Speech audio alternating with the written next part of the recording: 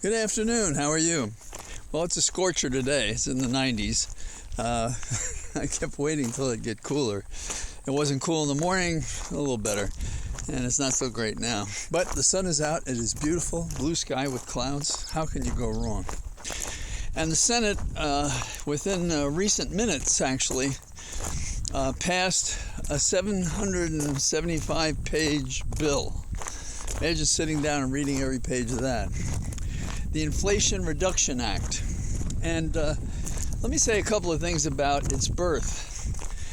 You know how the Build Back Better bill had too many elements for the entire Democratic caucus to support it. And the Democratic caucus in the Senate is 50 members. And so to pass anything that would be a majority would require the Vice President of the United States to give a tie-breaking vote. Now, in this situation, there are only a few kinds of bills in which you can get a majority vote. One is a budget reconciliation bill.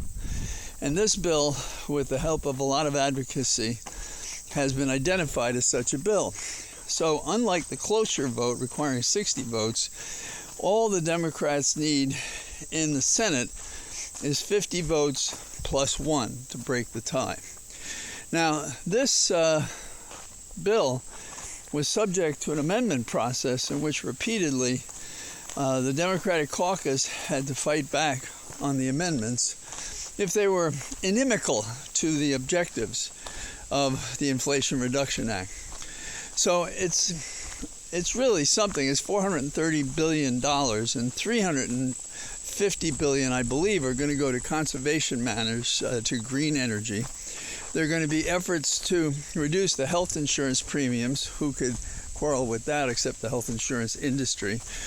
They're going to reduce budget deficits, and we're going to look to find more funds from those who are tax dodgers in our society. Now, this bill began its road to this success by Chuck Schumer sitting down with Manchin, who was with Sinema the votes against acting. Now, they had a variety of reservations that they stated publicly. But Schumer sat down with Manchin alone. Now, many years ago, I was his special counsel when he was in the House. And the man is a genius. And I know that there's been some criticism of some of his decisions as the leader in the Senate. But his performance in this case, finding a pathway for Manchin and himself to propose a bill that has now been passed in the Senate, was a magnificent performance. And in the end, Sinema, who was feared to be the odd person out that might have crashed and burned this project, also agreed. So there was a united front, and it turns out that special election down in Georgia that resulted in us getting 2 senators that we might not have had, giving us 50 votes, has turned into a real victory for the Democrats. And I say for the Democrats, Republicans could have joined, but they didn't. And instead they're out there saying, oh, it doesn't matter. What are you talking about? What is the value of that? And in truth, it is an important issue because the people will feel it. And it is a declaration that the Biden administration and others can make. Now, Republicans are trying to diminish Biden's role in this reform.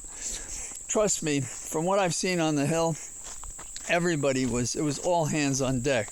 Although, I'm sure it was Schumer and Manchin in the room trying to put together the product that they did. And so congratulations to the Democrats and to the nation at large. This is also going to be an important issue in the upcoming elections. There's no doubt about it.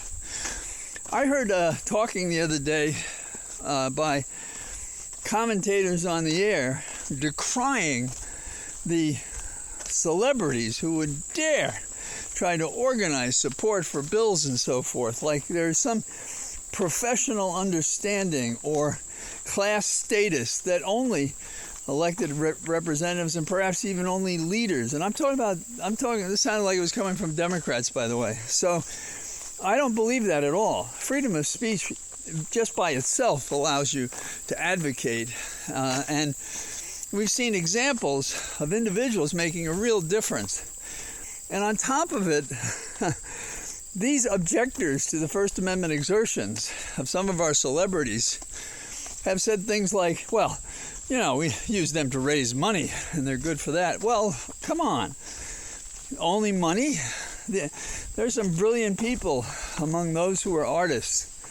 And to limit them in any way, or to segregate any group out from being part of the process, is exactly the opposite of all men are equal.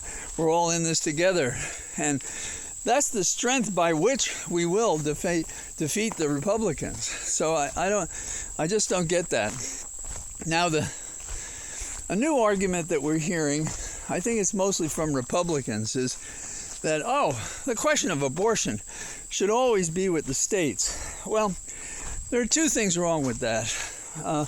One, I've said before, a constitutional right is a right an independent individual has against everybody. It's not that the community agrees with that right.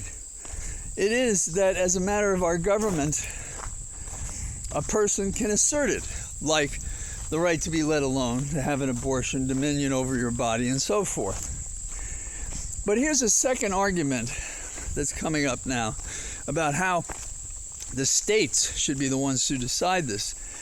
Well, we've already seen it. There's a patchwork created. There are 20 states. They're going to have bizarre and repressive and backward and patriarchal theories that are not just discriminatory, but are hateful and put women at risk in terms of their health and safety. That's just not tolerable. But that is where these people are, and we can't have that. So the notion of federal law is that across all jurisdictions, the law is the same. So the constitutional right founded in Roe v. Wade addressed exactly that question, that a woman had a right to have an abortion just as family members could decide what contraception they had and so forth. And that no template by any religion made a difference for what one could or couldn't do. It wasn't a religious question. You can individually celebrate your religion anyway, almost any way you want. And I was thinking of human sacrifice, by the way.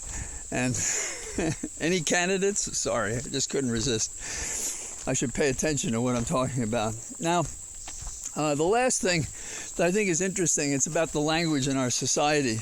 How CPAC is talking about Democrats as evil and trying to take our country down and so forth. Man, these people just cannot let up. And some Democrats, in my opinion, have made the mistake of supporting Republican candidates who are very extreme, so certain that these people will not get elected against the Democrats that we support. Bad, bad policy. And I hope we don't reap the whirlwind for having supported such a position. So it's Sunday. I'm out in the forest with my new phone, and the Cathedral of Trees is here waiting for you as well. Bye-bye.